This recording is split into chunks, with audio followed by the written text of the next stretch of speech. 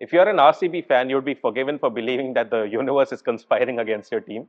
Now, we saw one more close game this IPL where KKR beat RCB by 1 run. And mind you, that 1 run could have been in RCB's account had that delivery to Kohli been called a no ball. So, which brings me to a couple of questions I asked. So, do you think that whole no ball situation was blown out of proportion? It was out, right? Oh, it was. I mean, you have to put it in context. I mean, it appears controversial. It was controversial because look, this is it's a high profile tournament, and Kohli is one of the star players.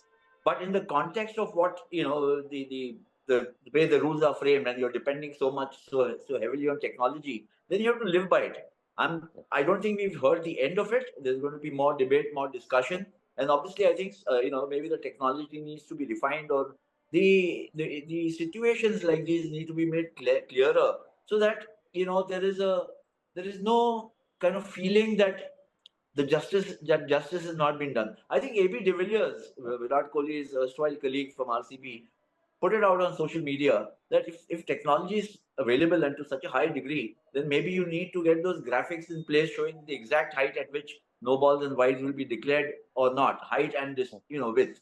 So there's a case there. But in this context, certainly I think that the umpires had to go by what was there. In that situation, he was out, unfortunately.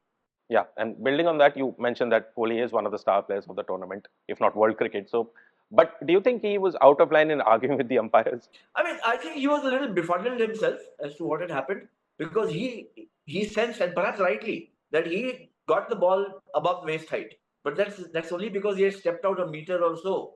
So if you, and I don't think that you have, when you are in the thick of playing, in the thick of the battle, as you say, you can't have all the measurements exactly there in your mind to see where what has gone wrong. So I don't think he was wrong in asking the umpire, and I don't think it went beyond that. He was unhappy, yes, but beyond that, I don't think. And I think for that, everybody deserves a little credit. It didn't blow out of proportion.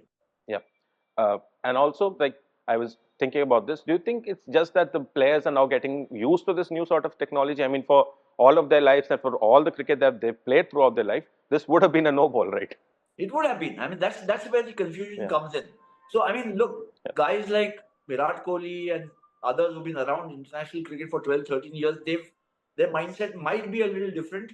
Those who are growing into the game now, especially in the T20 game with so much technology available, I'm looking at the 16, 17-year-olds, by the time they're 20, 21 and playing the IPL or other tournaments like this, they'll be very much in sync, very much attuned as to what needs to be done. And I think also the technology will be refined.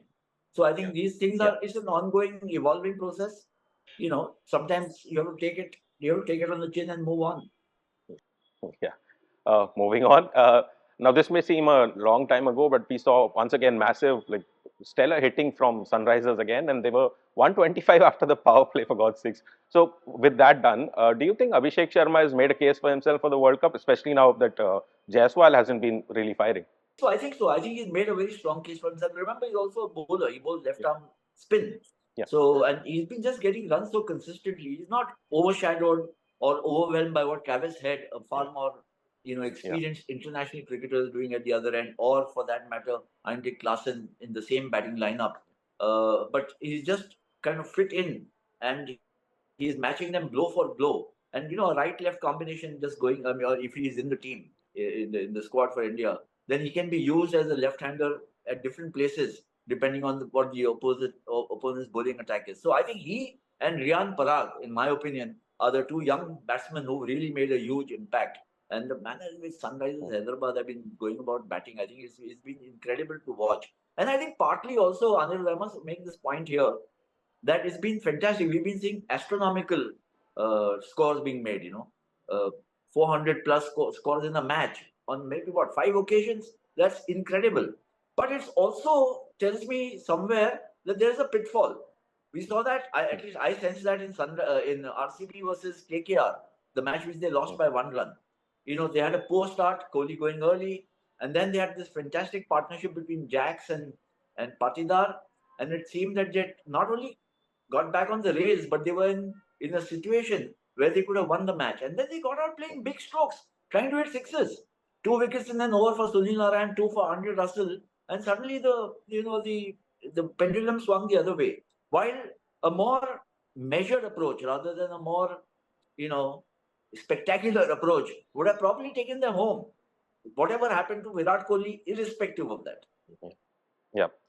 So you mentioned Parag, and tonight's match is Bombay against Rajasthan, and it's a crucial match for Mumbai Indians because they find themselves at seventh on the table right now. And as you mentioned, it'll be exciting to see an informed Riyan, Parag, and Sanju Samson take on Jasprit Bumrah, who not only has the purple cap but has an economy rate of under six this season. So looking forward to it. Oh, absolutely. I think this is Mumbai's big chance. I mean, if they beat Rajasthan in Jaipur, which is an away match, then it's a big breakthrough.